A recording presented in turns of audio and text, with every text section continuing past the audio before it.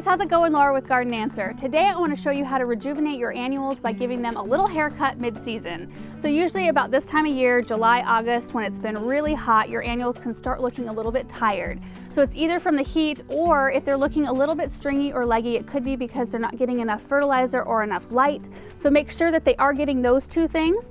But you can see here I've got in this container an Alberta spruce as my centerpiece, and then Supertunia Royal Magenta around it, which is looking beautiful. The flowers are gorgeous, but it is looking a little bit stringy here toward the bottom. You can see the long kind of stems here with not as many flowers on them, and I want to see more flowers than I do foliage. So what I want to do is show you how to shear back your annuals and give you a few tips related to that. So the first tip is to do it in the cool of the day, and that kind of goes for all gardening this time of year. It's easier on us, it's easier on the plants if you can do it either first thing in the morning or later on in the evening.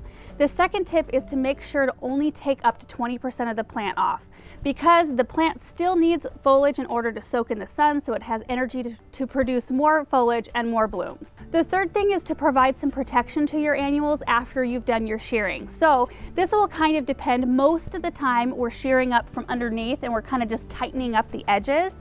If you have to take off some, if there's some leggy growth up top, which I'm not going to take off any today, but if you need to do that, you have to consider that that foliage that's underneath has not been exposed to direct sunlight, and it can damage and shock the plant. So if you have the ability to move your container to a protected spot for a couple days, that's better for your plant, or throw an umbrella up for a day or two. So now I want to show you how to shear them up, and we are going to be sacrificing some blooms today. I know it's really hard to cut anything off of your plant that has a bloom, but they will respond with so much more blooms that it's worth it in the end. So what I'm going to do today is just kind of shear up these leggy branches up to where most of our growth is up here. And that's what you'll do, like a hanging basket situation or a pot. You'll just take your growth up right to about in line with the bottom of the basket or the pot. For larger containers like this, I take it right up to where the mass of growth is. So I'm just taking some scissors, it makes it easy, and I'm just going to cut all of this growth off down here.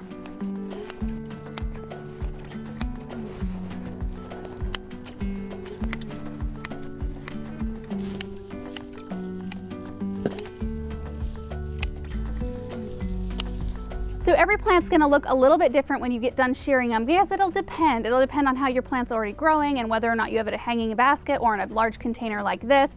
But you get the idea. We took all of this off right here. So now this plant is not going to have to send energy into keeping all these leggy branches alive. It could send that energy into producing more fresh growth and more blooms. And that brings me to my fourth tip, which is to fertilize it. So I've got these on a weekly fertilizing schedule with water-soluble fertilizer, which I've got right here, and I'll continue to keep them on that schedule. But it's also a good time to add some more slow-release fertilizer.